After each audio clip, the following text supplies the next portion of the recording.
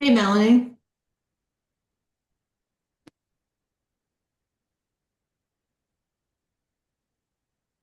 are you there? Hey, good afternoon. Is that Debbie talking? Oh, yeah, it is. Hey, there you are. Hey, just maybe just a quick little note. I know you usually get right to it, but Tammy is leaving right after this to run to the airport and so forth. So I just want to make sure she's got adequate time to depart and get to the airport and stuff. Okay, So just a sounds little good. note and whatever. Yeah. I appreciate that, Debbie. If we start getting off topic and it looks like we're going down a rabbit hole, I'll try to get us back and get Tammy to present. Everybody's going to want to Yeah, hear I this appreciate discussion. So that. Going to be racing to the airport a little bit. I totally get it. Tammy, I usually just wait until about maybe three after, just letting people assemble. A lot of people are still joining, so I'm going to give everybody another minute, but then I'll get into it. Oh, thank you so much.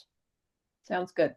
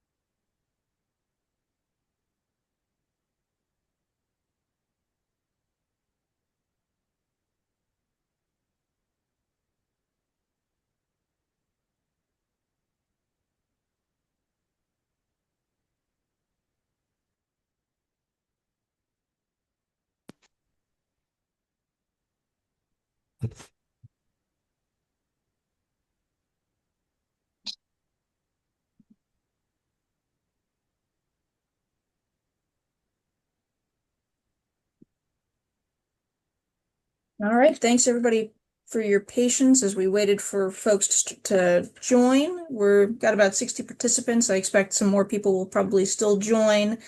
But let's go ahead and get started. We're going to start just with a couple of quick announcements, a look at what's going to be up next. We'll open it up for a jurisdiction round robin to see if anyone would like to share anything that they're working on, see if they'd like to ask any questions of their peers. And then we will have a brief update from Sean on upcoming updates from Rhapsody. And then we'll have Tammy Jones talk about Semantic, which is Rhapsody's terminology service. And I'm hoping that folks came with some examples of what they're doing in terms of terminology management. I know we definitely have a lot of folks that are joining this call because they wanted to see how different jurisdictions are approaching this problem. So, and then we'll have some time for open discussion. So just a couple quick announcements that are at least tangentially relevant to what we do here on this work group. We've got the US CDI version 7, ASTP released draft version 7 in late January. Comments are due April 13th. I know a lot of associations are working on responses to that, including APHL. We'll be sharing our draft comments with the community soon. And I'll send out the slides after this, and they will include a link to the standards bulletin that ASTP released on USCDA 7. Um, and then HTI 5, the draft rule, was open for comments through the end of February. Again, a number of associations submitted comments in response to that draft rule, including APHL. We've got a summary and actually it's now our finished response available on our Confluence site. The link is also available on Confluence for that. So in the slide deck, that does include the removal or revision to multiple public health reporting criteria for certified health IT. So we provided some feedback on some of those proposed removals and revisions. And then finally, the HIMSS Global Conference is taking place in Las Vegas next week. APHL is helping to organize and plan the Public Health Data Modernization Forum that's set to take place on Monday the 9th. And we're hoping to see a number of public health folks there during the pre-conference. So, all right, looking ahead, our next call is Wednesday, April the 1st. I believe we've tentatively have Jyothi Kandamuri set to present on a proof of concept project that she's been working on to report chronic disease reporting to public health using bulk fire. I think that's for COPD, basically from an EHR to a public health agency.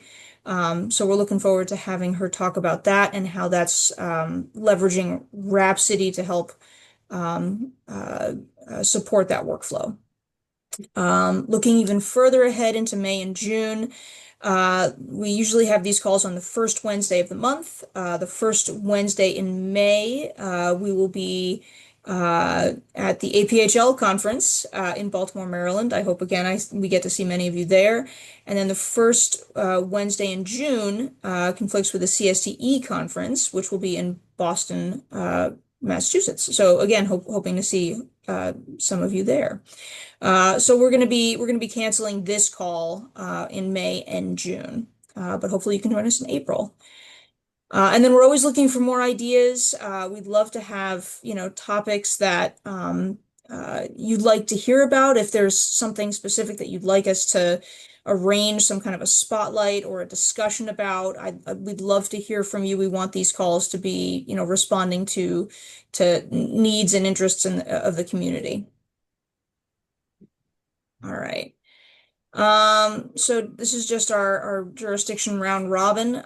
Very curious to know if there's anything that anyone would like to talk about in terms of what they're working on, their current Rhapsody projects, any challenges that you've encountered, any resources that you're hoping that maybe somebody in the community knows about.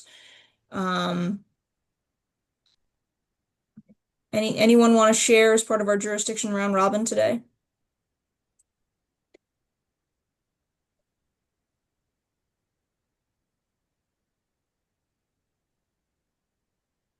An update on something that you talked about on a previous call?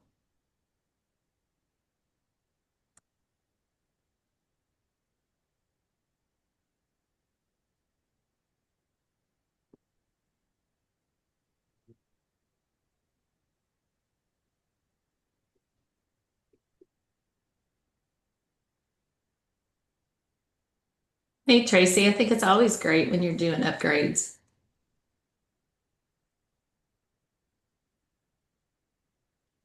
I was watching the chat now. Oh, Oregon updated version 7.7.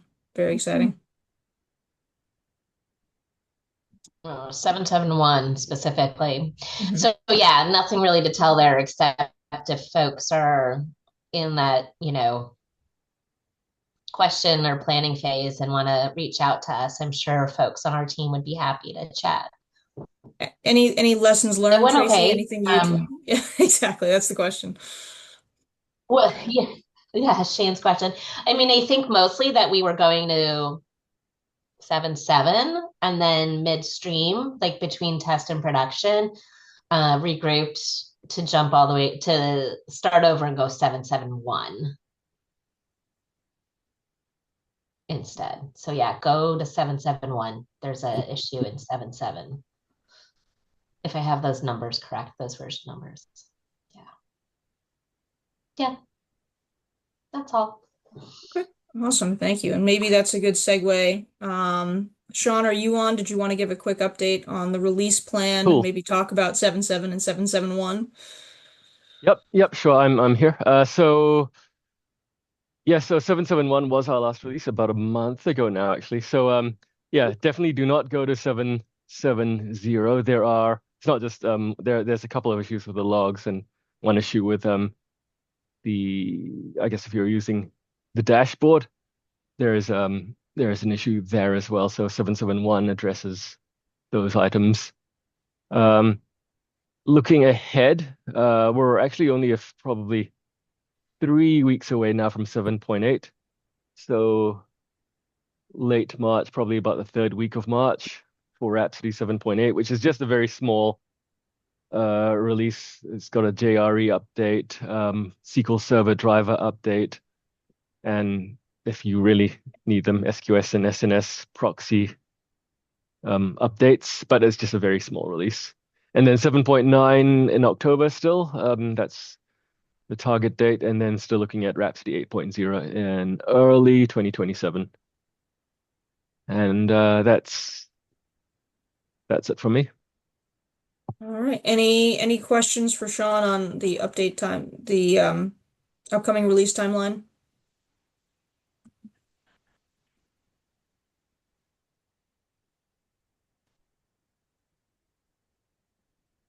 This is Tracy in Oregon. I have a question. I can't find the raise my hand thing. Quick Sure. question for you, Sean. It takes us a while to get through an upgrade, even when it's a small, one, because we have 3 Mhm. residents. So, Yes.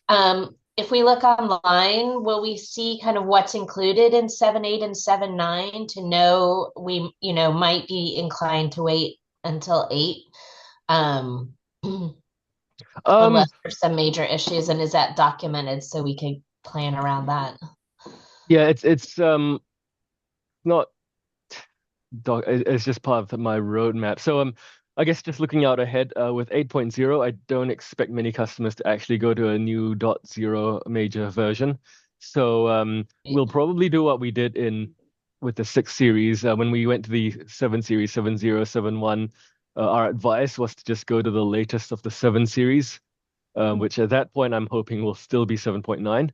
And we will any critical or high security vulnerabilities that we need to patch. Our hope would be maybe in the last couple of releases, but 7.9 would be hopefully the last one, and we just continue to patch that for a little while if there's any high or critical security vulnerabilities. So basically, I think 8.0, there won't be too many people. Maybe by 8.1, a few people might go. So in that time frame, our recommendation would just be to go to 7.9. 7.9 itself, so 7.8, there's not much. It's mostly just a few library updates. 7.9 will be single sign-on mostly, and input mode for the S3 COM point. Those are the 2 big ones coming for 7.9.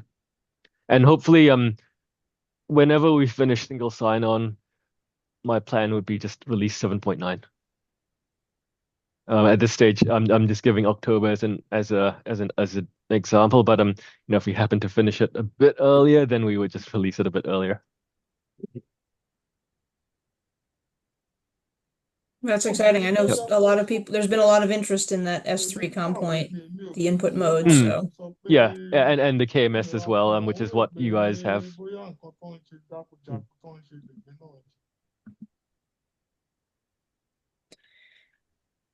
all right. If there are other questions, we can certainly address those, but let's go ahead and switch over to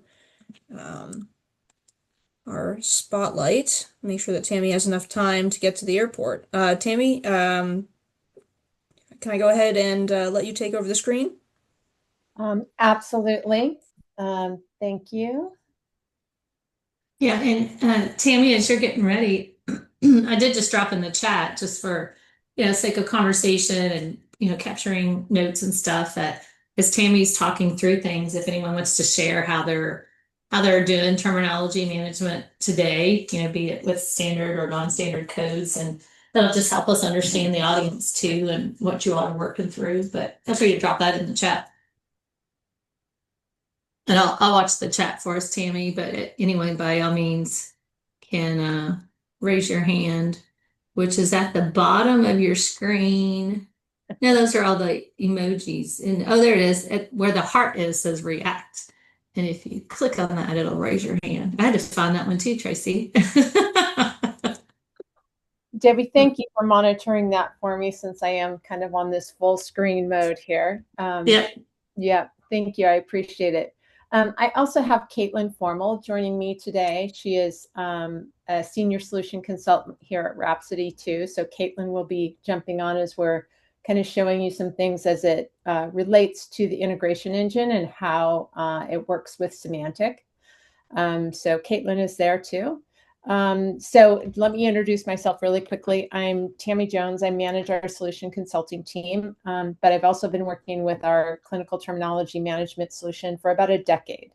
It's called Semantics, so I'm really excited to kind of walk through some of these things with you. And I'd really like this to be kind of interactive because I think it's really important to hear from you what your challenges are as you're going through any of your lab reporting or case reporting or anything like that. So please do jump in, put stuff in the chat.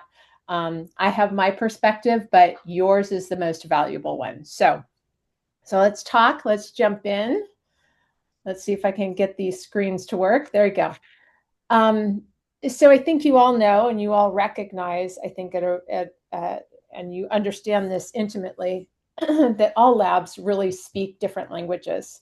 It's all labs, all EHRs, all systems that are out there virtually, they all have their own kind of flavor of how they document, how they document a test, a result, all of those things. It's really pretty difficult to get everybody aligned. But at the end of the day, when that terminology isn't aligned, we have problems. I mean, data gets lost, it slips through the cracks, you're not reporting on it, you can't do analytics on it. It's really a challenge across the board.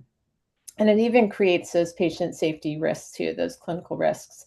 In doing some more research about this, I did find some really interesting things too.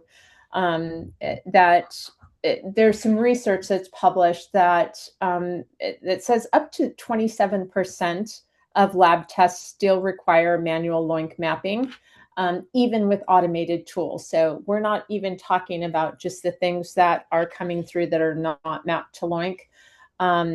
We're talking about after the first round of automation, there's still about 25%.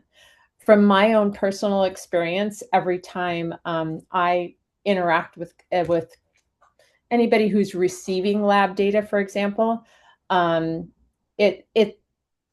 seen anywhere between 50 and 75% of that data isn't mapped to LOINC right out of the gate, right? Coming from a source system, it's not mapped to LOINC. And I think that's really, it's really telling because you're just seeing data across from everywhere, really, that is non-standard. And that, again, makes it really hard to do any kind of analysis or be able to report on these conditions that are there. I did, for example, I had one, and this isn't necessarily on a reportable condition, but I did have one customer directly that asked for help in doing some mapping. And this particular customer, from all of their source systems and everywhere that was sending data, they had over 100 different representations of an A1C lab. So over 100 different codes and descriptions of just that one single test. So if we multiply that by all of the source systems that are out there, you can see that it's going to add up really, really quickly. And you can see that too in the other stat that's there with the over $30 billion in cost in the US to help close or because of those interoperability gaps. And that's one of them. A big chunk of that is terminology related. So I think it is telling, and I think it's a little bit jarring too when we talk about that and we think about all of the differences in terminology. And this is really kind of one of those representations. I think you've all seen something that looks like this. Same test, dozens of different local codes across labs, each with its own description, units, specimens, those types of things. And without some kind of standardization of that, some of this is going to fall through the cracks and it's going to get lost. And again, there's if you think about this, this is just one test. This could be just a single example of that. But when you multiply it by all of the tests that are going on across the board, it gets really daunting really fast. So we talked a little bit about that terminology. We'll call it chaos. There's again those 4 areas that you can really feel that pain. Delayed results, that's the first big one, right? If it's not mapped appropriately or it's miscoded, it can stall. It depends on how you have this set up. That is it going to go into a queue that you have to manage manually, or somebody has to go investigate it. Whatever it happens, there's a delay somewhere. And if there isn't a delay, it's ambiguity, or I'm not sure what this is, or is this really the right code description? The other one is one of the other ones is some of those reporting failures. So if you can't understand the data, or you don't know exactly what it is, it's not a code that you're expecting, you could potentially lose those codes for any reporting that you would have to do. Your data isn't necessarily reliable. And so again, you don't have the right information, the right data, all of the data you need to report on. There could be some revenue leakage. I mean, that's specifically for CPT when we're looking at billable for claims or underpayments, for example. But sometimes for hospital labs, that's real money. So it can really, they can feel that pain. And then fourth, and I think that this is really important too, is the burnout. If you have to continually manage these mappings over and over and over again, and who's mapping it and which spreadsheet has it and which version is it, and do we get this into the engine, or how are we managing this? That's again, that's a real problem, and somebody's going to be burned out, or there's going to be a problem, and maybe it's a spreadsheet issue and we're missing a row somewhere, and there's a lot of pressure going on with it. Your staff can be doing other things with their time that could be way more impactful to the organization, and not doing something that can be managed in another solution. And I think I'm preaching to the choir here, but understanding a little bit more about those foundational concepts, whether it be LOINC or SNOMED or CPT, for example, all of those 3, they're all used for a different purpose. And you might even be having some ICD codes in there too. But all of them have a very different purpose. But they can all be something that's a target for any of your mappings. I mean, it really just depends on what you're looking to do. And again, we're going to multiply all of those different code sets and the mappings by however many systems you have, or states, or agencies that you're working with. There's a lot to manage. And again, those spreadsheets and those cells in there can be really tricky moving on. So with semantic, there's our solution to this problem is not just an engine, because you're all familiar with the Rhapsody integration engine, obviously, and you're all familiar with those lookup tables that are there. Those tables are useful, valuable for you for all of the work that you do with integration, granted, absolutely.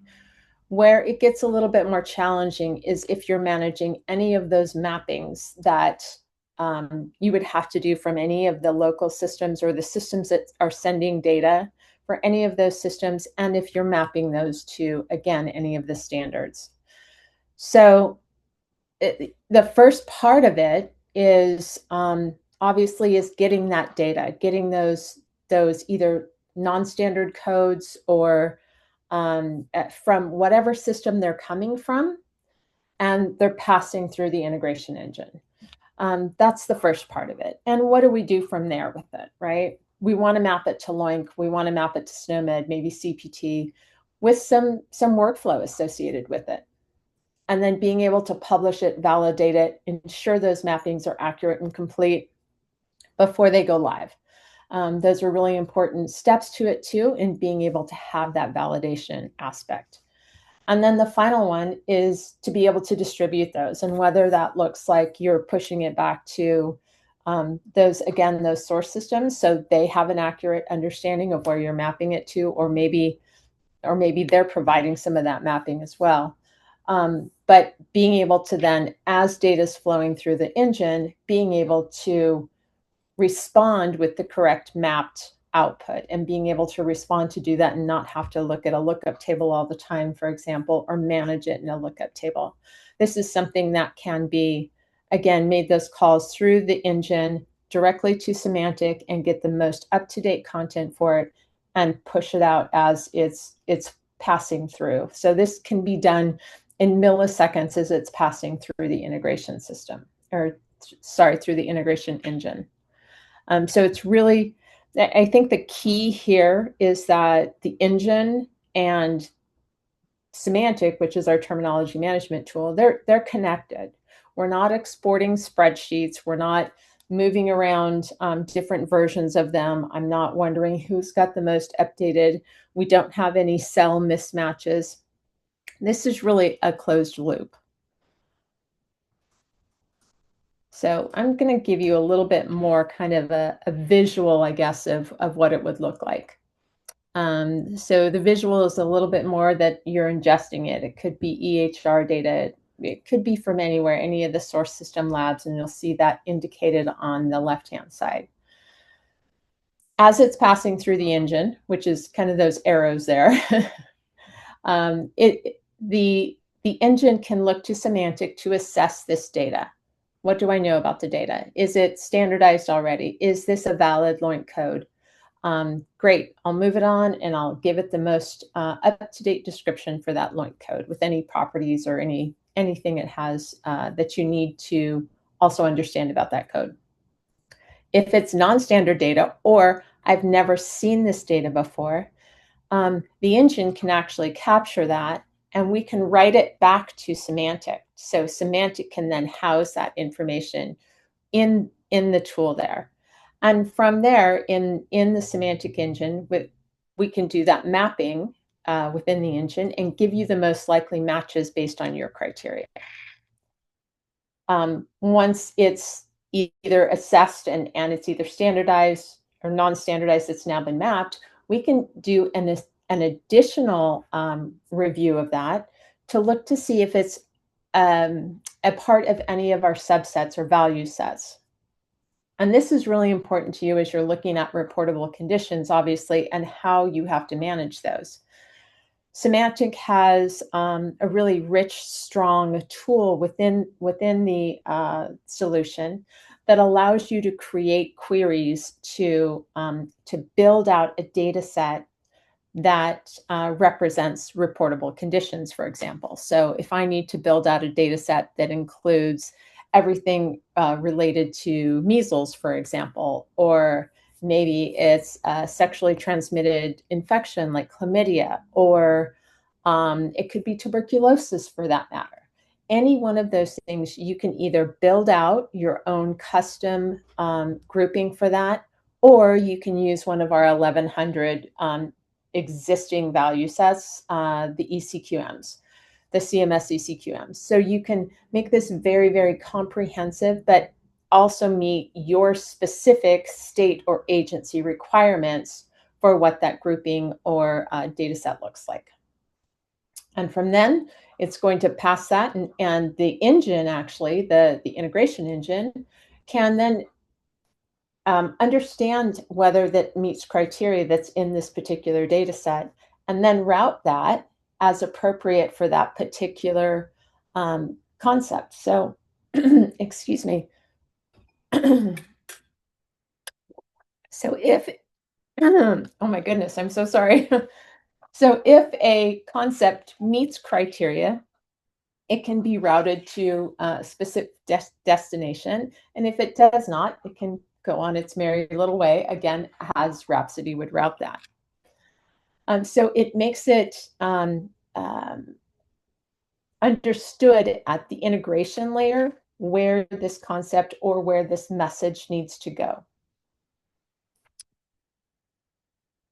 So the part of it, I think, that is impactful for you all too, is to understand that the semantic is actually separate from the engine, in that you don't have to be an integration engineer.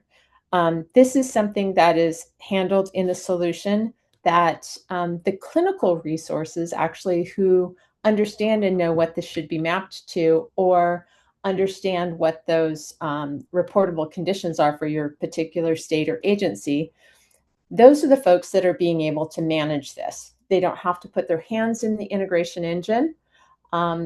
They understand the clinical context. They're making mapping decisions. They're making those value set or data set decisions. And it's handled there, but is being ingested or being understood, requested by the integration engine to move that data through.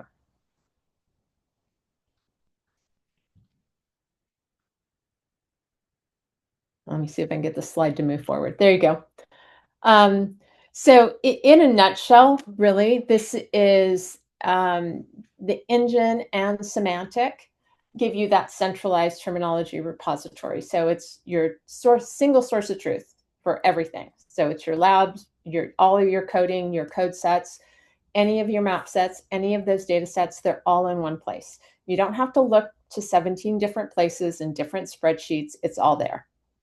And it helps you with your mapping assistance too. Gives you smart suggestions. You can utilize any previous mappings. You can also ingest any previous mappings that you've done into semantic, and it will learn from those previous mappings what your expectations are for future mappings. And again, that will help reduce that manual effort. And again, keep that accuracy there. And it's all maintainable within a single solution. And it's modular, although we say it lives inside, it lives inside the Rhapsody family. There's no spreadsheets, no table management, no silos. Everything flows through as you're making that request from the engine to semantic and going downstream. So again, and all of the content that's within semantic is updated on a quarterly basis too. So all of the standards, those are all updated on a quarterly basis, or the cadence from the source, the authoring entities. So SNOMED is updated on a different cadence than ICD-10 or LOINC or CPT for that matter. But you get those updates on that quarterly basis. But I think the most important part of it too is that terminology management is really in the hands of your clinical resources, not necessarily your integration engineers. So really, in a nutshell, you have all your source systems. And I did include the API Guardian here too, in case you needed to have kind of a little bit of information on that. But passing through, again, to the integration engine, to semantic, back to the engine, and downstream. So whether it's to the payers, the LAS, for analytics, whatever that might be, you can pass that data to different destinations.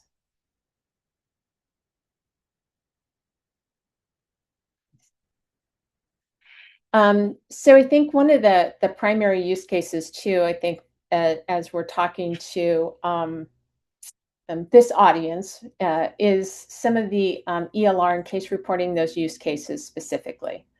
You might be doing some manual lookups for every new test. You might have some inconsistent codes across those lab locations, maybe some rejected submissions, and maybe a more intensive effort because the new LOINC versions are difficult to manage. You don't know what's new. You don't know what's retired.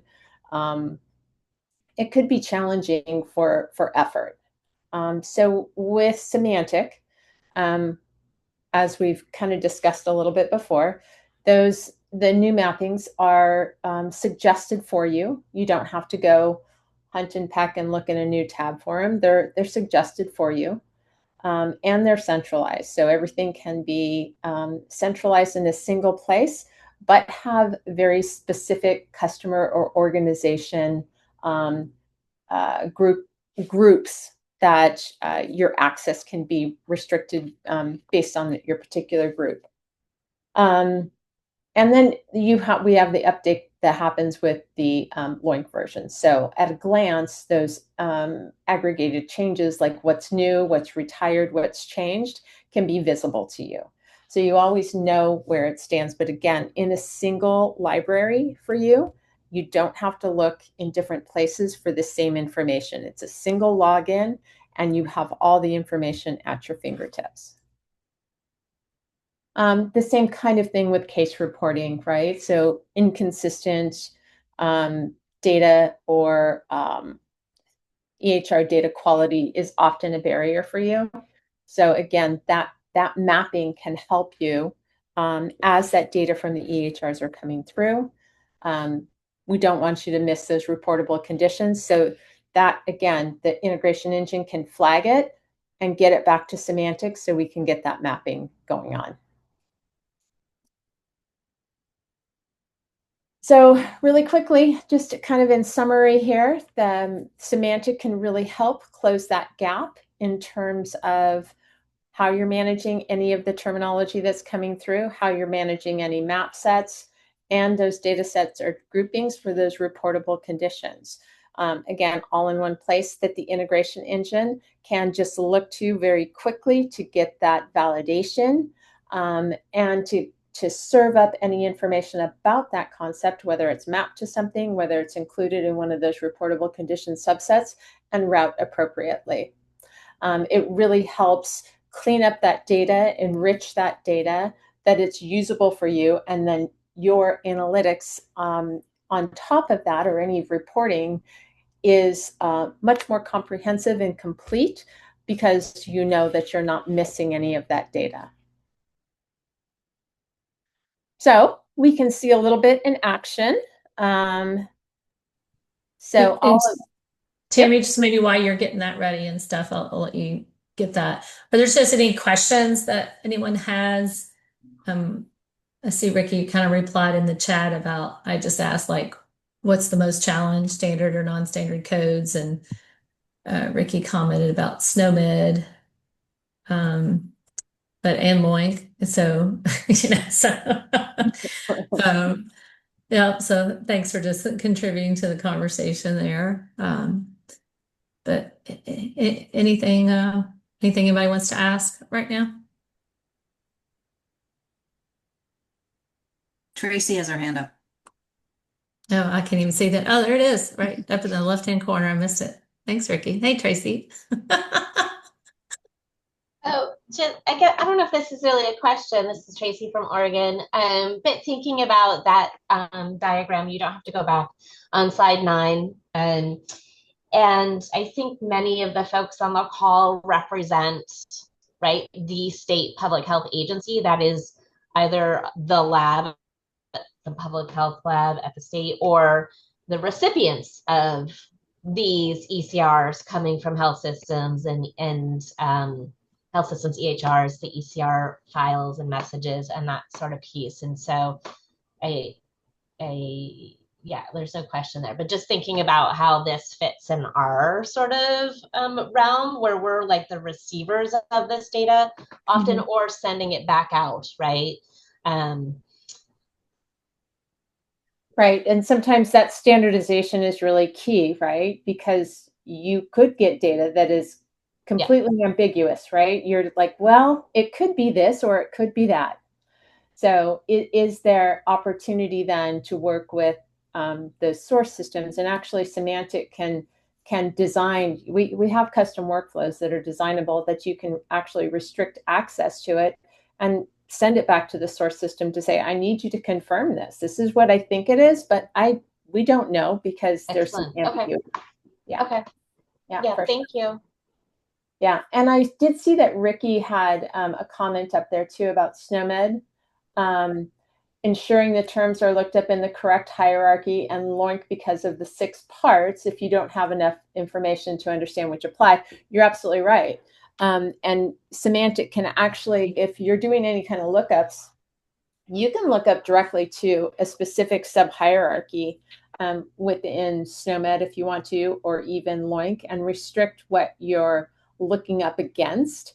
But again, if there's ambiguity coming from the source system that you don't know which one you're looking at, you're going to have to go back to the source at some point to say, what do you mean? So semantic can give you the most likely matches based on what you believe or what you're actually trying to accomplish. It could be like the clinical findings in SNOMED, or it could be one of the, again, 6 LOINC parts, right? And you can restrict and refine that too. Is it possible to provide semantic with common narratives found in messages to map to a standard code? And Deb, expand on that just a little bit for me. So are you talking about like synonyms, clinician-friendly terms, those types of things? So I'm actually thinking of like occupation and industry codes, mapped to the standard so we could use it, in the case report form, or common symptoms. Yeah, I guess that would be like common symptoms that are not coded, like cough, fever, and then in order to facilitate mapping them, add those to semantic if it's like that library, and so that when that's seen, it kind of looks like the same thing, like a local code. I'm not sure if that's possible, but so it would look like the SNOMED code for a cough. Yeah, so it's like if you've got this cough that comes through in a narrative, yes. Can you map that directly to a SNOMED code for cough? Absolutely. You can also layer on top any kind of properties or extensions on top of those code sets that you understand that X in your local code system or this local narrative means this SNOMED or LOINC code or whatever it is. So you can do those mappings or add those as additional properties in an extension layer on top. So either one will work. You absolutely can. Cool. Well, thank you. It sounds really great. Yeah. And then would semantic be able to do cancer pathology reportability analysis? Can you expand a little bit on that, Anthony, too? I'd like to hear a little bit more about that. Sure. So we get pathology reports and then we send them currently through an eMark system to determine if it was a positive cancer or not. Would semantic, I'm assuming this semantic's a bit of a language model type of a situation. Would it be able to do that kind of reportable versus non-reportable cancer reporting? Well, I think there's a part of it that understanding what those codes are associated with it. I mean, we do have like ICD-03, we do have the cancer or oncology specific code sets too. So we have those, but what you're asking for is more, here's a test for that, pathology for that. Is this a positive result from it? And the combination of the code and the positive result is what would trigger then the reporting. Am I correct in that? Similar, and then there's negation of terms like saying not something and things like that goes into the analysis of the pathology report itself. Yeah. So the text or the free text part of it where it says that it's not positive, those are the types of things that we wouldn't necessarily have within semantic because that's more of an NLP. But if we're looking at, yes, this is a positive result and it's this particular code, that type of a thing would be semantic plus the engine to be able to route it. The one that is like, no, I'm not finding evidence of it, and it's more in a free text type of a narrative is more challenging. But we can have a conversation about that, Anthony, to see what we could do for a solution. All right, thanks. Great. So Caitlin is showing her screen right now, and these are some of the endpoints with semantic. So really, this kind of the sky's the limit in how you want to get data back, whether it's by code or whether it's you're going to look up for a description or a specific data set. All of those things, there's over 100 different APIs for semantics. So you can really get whatever you need back. And it could be a concept, again, just doing that lookup, or it could be getting the mapping, something like that. Caitlin, I'm going to hand it over to you if you want to kind of give them a view into what it looks like in the engine. Yep, hop into that. So hi everyone, I'm Caitlin Formo. I'm a senior solution consultant here at Rhapsody. So like Tammy said, there's a variety of ways that we can interact with the different APIs in semantic. So whether you're doing the mappings or checking if it's a member of a certain subset, which is what I'm going to show you guys today, we can interact with the different APIs through Rhapsody. We have some documents that show how you can set up Rhapsody to connect with the common ones for things like mapping, and of course, what I'm going to show you guys here, the different subsets.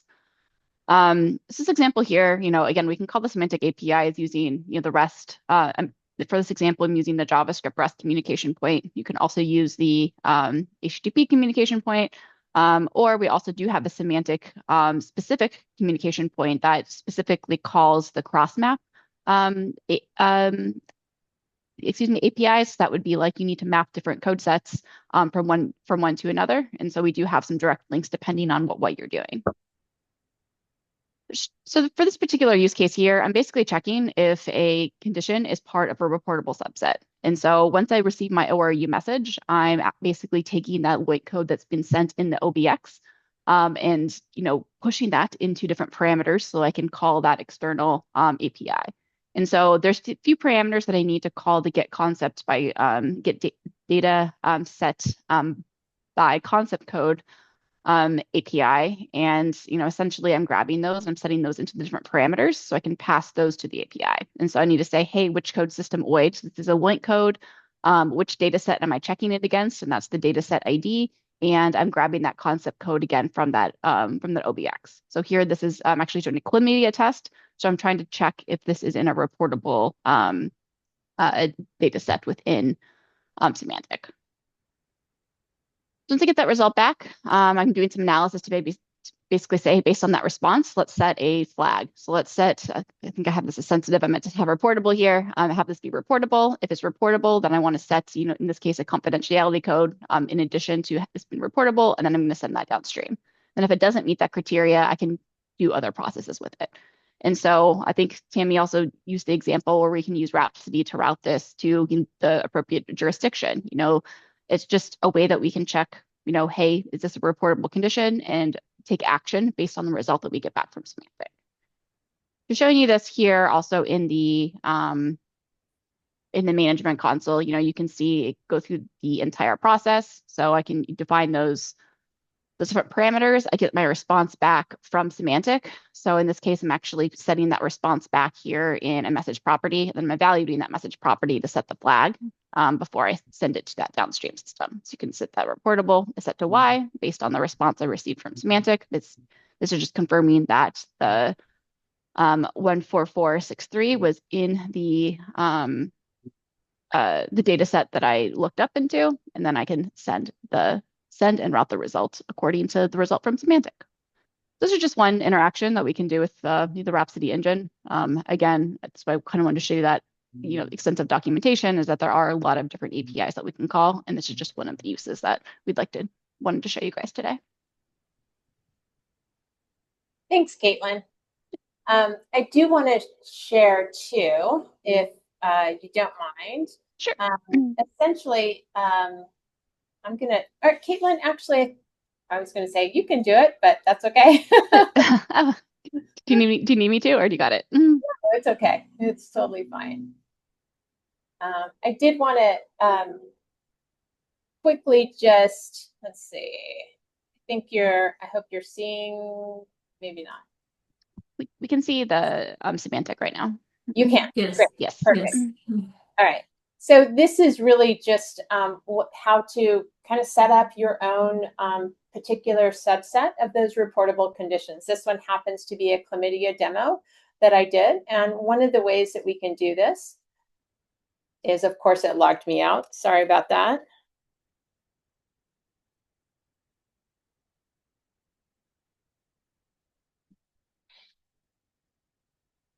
One of the ways that we can do that is by a query. So I'm just going to go ahead and search for my demo one again so I can find the chlamydia demo. And one of the ways that we can do it is through a query.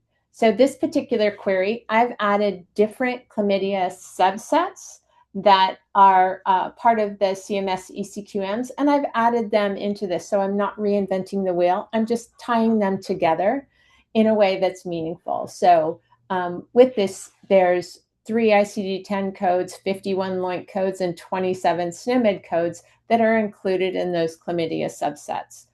So I'm pulling those all in. So the code that Caitlin showed is a member or one of the concepts that's included in this particular subset. And she's using the IDs that we have in semantic as a way to look it up and to understand whether this code is a member of a particular subset. There's a lot of different ways to pull in. Let me search for the other one. Let's look for another one.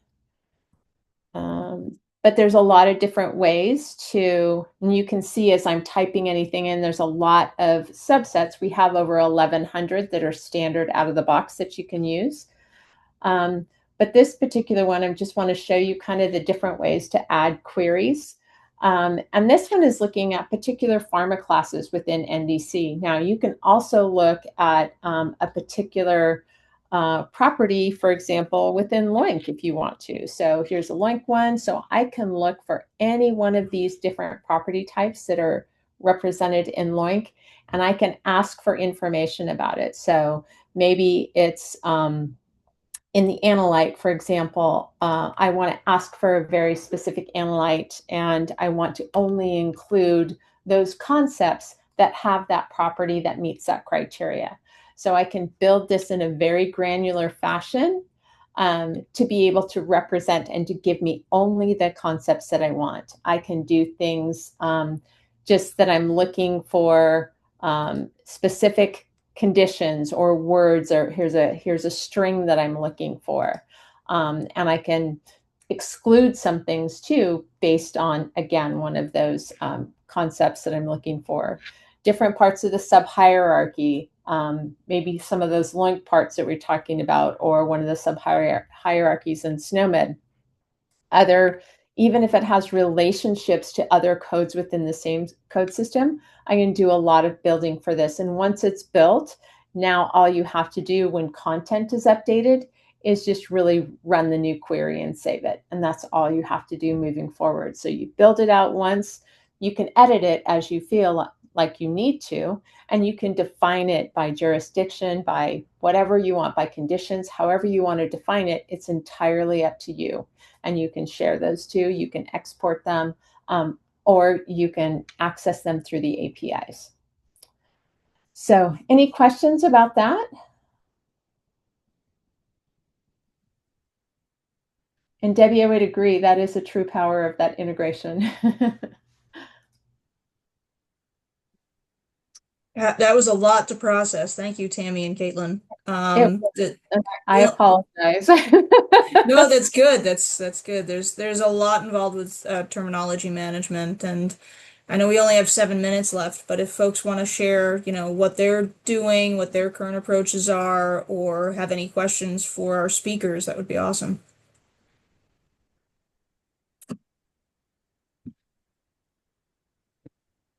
I have a question to Tammy. This is Jyoti. Hi, Jyoti. Hey, Tammy, how are you? Good, thanks. For the compounds in the Rhapsody, suppose if we are using these semantics and mappings for different use cases, I guess we have to use multiple compounds, right? Do they add up to that, or like is it something similar to the free compounds kind? That's a Caitlin question. So Caitlin, I'm going to ask you to jump in on that one. Sure. So depending on what APIs you're calling within semantic, a lot of times we can consolidate them into one by using the JavaScript REST client communication point. I think I would have to take it up with licensing, whether or not how we count those communication points. From my understanding, they do still count against the license. But if you guys needed to architect your solution where you needed multiple ones, because they are calling semantic, I'm sure that there was probably something that we could discuss with licensing. Again, don't quote me on that. I'm the technical person, not the commercial person. But by default, they do count against your license. But when we start implementation, we would work with you to architect out in Rhapsody to make sure it's done in the most efficient way, both for maintainability, and then of course, to make sure that you're, not burning through your communication Right. points. So Right. yeah. Yeah, because these days there's the flexibility of having multiple lockers and stuff. So was wondering how it goes. Yeah, I think. Yeah, we would make sure that it Yeah. was, we wouldn't want you guys doing it with one just because you were trying to save communication points. And so we would definitely work with you on that. But that's a great question. Mhm.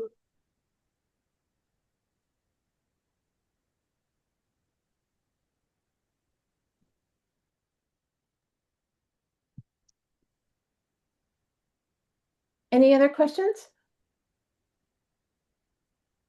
Yeah, I had a question for you. And so where you were talking about the different aspects, that was for creating value sets, right? Correct. Uh-huh. So how are you creating mapping rules for the engine? Or are you? Yes. Well, for semantic? Yeah, for semantic. Yeah.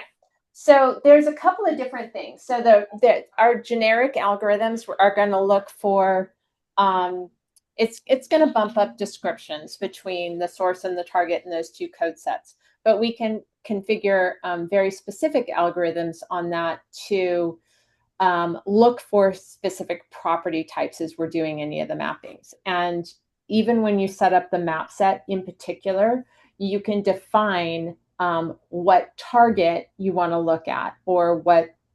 So for example, I use a common example of this. We have a lot of radiology customers that have that they do their mapping from their local code systems, and they want to map specifically to CPT radiology only concepts. So within the code system, you can define, much like creating that value set, that would be the type of target. So you can use even the value sets as the target for your mapping. You're not boiling the ocean. You're not mapping to the entirety of SNOMED or LOINC. You can map specifically to a subset of that data, and you can either use the data set that you've already created or do it specifically for that map set. Great, thank you. Mm-hmm.